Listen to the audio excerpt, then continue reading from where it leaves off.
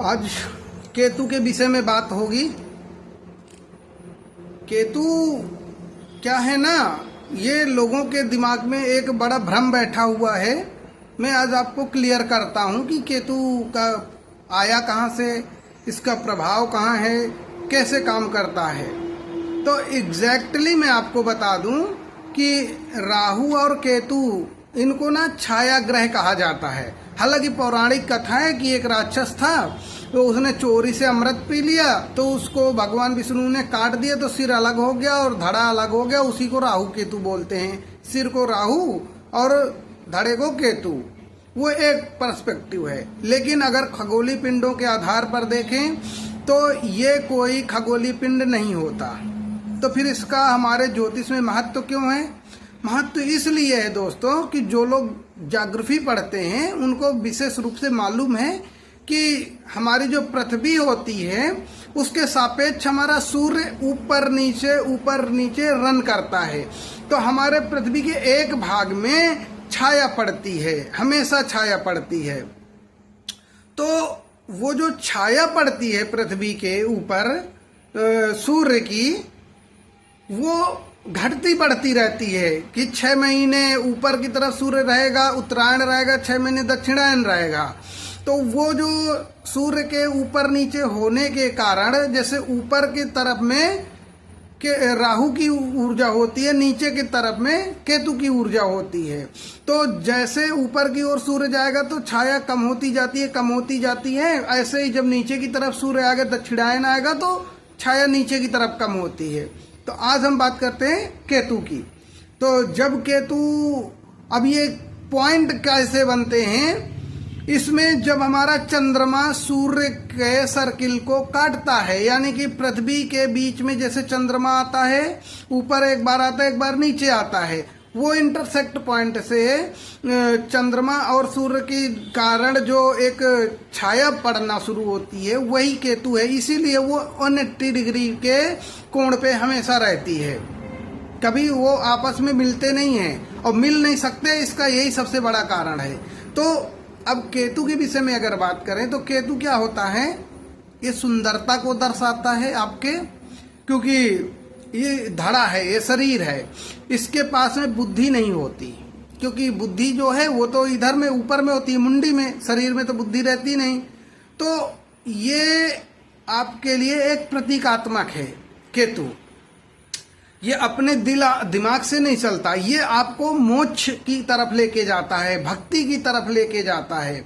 और जब आपका केतु स्ट्रांग होगा, या आपके 12th हाउस में बैठा होगा, या आपके 1st हाउस में बैठा होगा, तो वो जन्मजात वो लोग धार्मिक होने के साथ साथ साधु भी होते हैं। अगर 12th हाउस में बैठ जाए तो समझ लो साधु होना है उसको जीवन में। और अगर जन्म हाउस में बैठ गया आपके लगन में, तो वो बचपन से वो साधु ही प्रवृत्ति का इंसान होगा।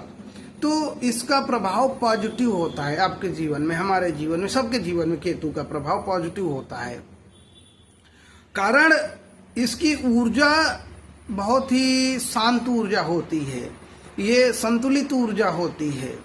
और जब जब लोगों के जीवन में कष्ट खत्म होते हैं, तब तब केतु हमारा प्रभावशाली होने लगता है। यानी मैं कहूं कि अगर आपके जीवन में कष्ट बहुत ज्यादा हैं, तो आप अगर पूजा पाठ करते हैं तो आपका केतु स्ट्रांग होता है। जैसे स्ट्रांग होता है तो पापों का नाश करना शुरू करता है। और राहु जब स्ट्रांग होता है तो वो पाप की तरफ लेके जाता है, चोरी चकारी, दुष्टता, है ना, झूठ बोलना, गलत तरीके से पैसे कमाना। तो ये एक तरीके से आप कह लो तो आपके जीवन में इसका बहुत बड़ा प्रभाव पड़ता है, माने डार्क साइड और वाइट साइड का। तो जितना आपके जीवन में अंधेरा छटेगा, उतना ज्यादा आपका जीवन साफ होगा, क्लीन होगा। और जैसे जैसे पाप बढ़ता है, केतु का प्रभाव घटने लगता है। जैसे जैसे पुण्य बढ़ता है, केतु का प्रभाव बढ़ता है। इसीलिए केतु भक्ति को दर्शाता है, मोक्ष को दर्शाता है। जितना हम भक्ति करते हैं, जितना मोक्ष की तरफ जाने की कोशिश करते हैं, पूजा पाठ करते हैं, उतना केतु स्ट्रांग होता है और मुक्ति दिलाता है केतु। इसलिए केतु का महत्व हमारे जीवन में बहुत बड़ा है। जब आपका केतु कमजोर होगा या किसी ऐसे ग्रह के साथ बैठ जाएगा जो आपके लिए वो ग्रह शुभ है, तो आपको स्थान परिवर्तन करा देगा, आपको आपके गंतव्य तक लेकर जाएगा। वो पथ प्रदर्शक होता है। एक तरीके से कह लीजिए कि केतु आपके लिए मार्गदर्शक का काम करता है, आपको गलत चीजों को करने से रोकता है, आपको धर्म में प्रविष्ट करता है। केतु का ये काम है। तो केतु बहुत ही पावरफुल एक तरीके से ये ग्रह है जो हमारे जीवन की समस्याओं को खत्म करता है। ज्यादातर आप देखिएगा जिसके जीवन में बहुत अधिक पाप होगा या बहुत अधिक कष्ट होगा, वो उतना ही निगेटिव स्थिति में होगा। और जो लोग पूजा पाठ करेंगे, जो लोग धार्मिक प्रवृत्ति के होंगे या धर्म में चलना शुरू कर देंगे, उनके जीवन से धीरे धीरे धीरे धीरे धीरे धीरे अंधकार मिटेगा और उजाला आएगा। वैसे वैसे केतु मजबूत होना शुरू होगा। और जैसे जैसे केतु मजबूत होगा वैसे वैसे जीवन की समस्याओं का अंत होगा और फिर आपके जीवन में कष्ट भी होगा ना, कोई कमी भी होगी, वो आपको प्रभावित नहीं करेगी। आपके जीवन को एक अलग ही दिशा में लेकर चल जाएगी। तो ये आपके जीवन में केतु का प्रभाव बनता है। केतु बहुत सरल है, बहुत सहज है, जो छल कपट नहीं करता है, जो आपको गलत राह पर नहीं जाने देता है, जो आपको सुंदर बनाता है, जो आपको एक स्मार्ट बनाता है, लोगों में आपकी पहचान को बनाता है। ऐसा केतु का प्रभाव होता है।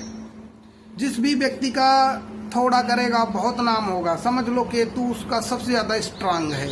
जो थोड़ा करेगा वो बहुत सफलता हासिल होगी। जिसके जीवन में सुख होगी, शांति होगा, सुकून होगा, कष्ट में भी होगा, गरीब भी होगा, बिल्कुल सुकून में फिर भी होगा, गरीब होगा फिर भी सुकून में होगा, उस इंसान का केतु बहुत अधिक स्ट्रांग होता है। तो केतु का दोस्तों ये प्रभाव बनता है हमारे जीवन में। इसलिए केतु से नहीं घबराना चाहिए। केतु आपका जिस घर में बैठेगा वैसी आपकी प्रवृत्ति करेगा। केतु को लोग निगेटिव ग्रह समझते थे, निगेटिव ये है ही नहीं, ये ऊर्जा से भरपूर ग्रह है। ये आपको निगेटिविटी से निकाल के पॉजिटिविटी में लेके जाने वाला है। जिनको एंजाइटी होती है, जिनको डिप्रेशन होता है, जिनको टेंशन होता है, उनका केतु कमजोर होता है। केतु को स्ट्रांग करना शुरू कर दो, केतु की रेमेडी कर लो, सारी समस्याएं खत्म हो जाएंगी। ये चीज होता है।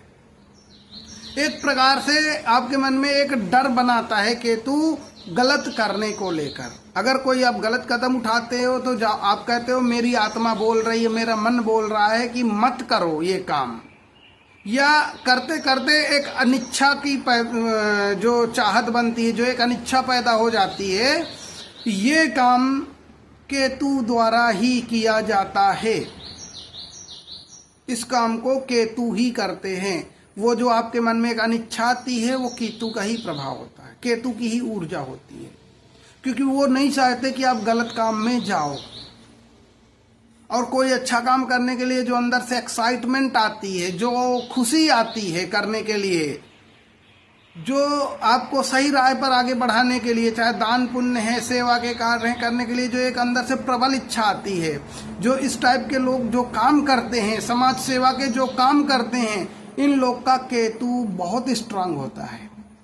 या कोई व्यक्ति दुष्ट प्रवृत्ति का है और अचानक से वो सेवा भाव में आ जाए, लोगों की सेवा सत्कार करने लगे, तो आप देखना वो पूजा पाठ और भक्ति से जुड़ चुका होगा। और जैसे ही जुड़ेगा वैसे ही केतु आपका स्ट्रांग होना शुरू हो जाएगा। तो अगर आपका सवाल ये है आगे कि केतु को हम स्ट्रांग कैसे करें, तो उसके लिए कुछ भी करने की जरूरत नहीं है। आप जिस भी भगवान को मानते हैं उनकी पूजा कीजिए, ज़्यादा से ज़्यादा पूजा पाठ कीजिए। आपका केतु ऑटोमेटिक बहुत अच्छा हो जाएगा। जब केतु स्ट्रांग होगा तो राहु कमजोर होगा, और राहु की ऊर्जा जो है ना, ज्यादा बढ़ने से वो गलत दिशा में लेके चला जाता है। इसलिए राहु का मजबूत होना तो ठीक है, लेकिन ज्यादा अत्यधिक प्रबल होना वो खतरनाक हो जाता है। ये ऊर्जा है आपकी।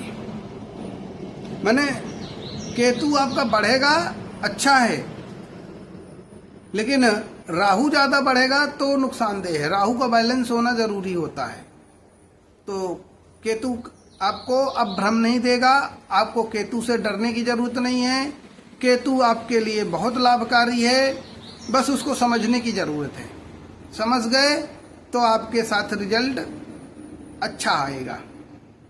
यही आज की इसकी एक जानकारी है। कैसी लगी जरूर आप लोग बताना। आप लोग बताते नहीं हो। अच्छी लगे तो शेयर जरूर करना और लोगों तक पहुंचाना। धन्यवाद। नमस्कार। जय श्री राम।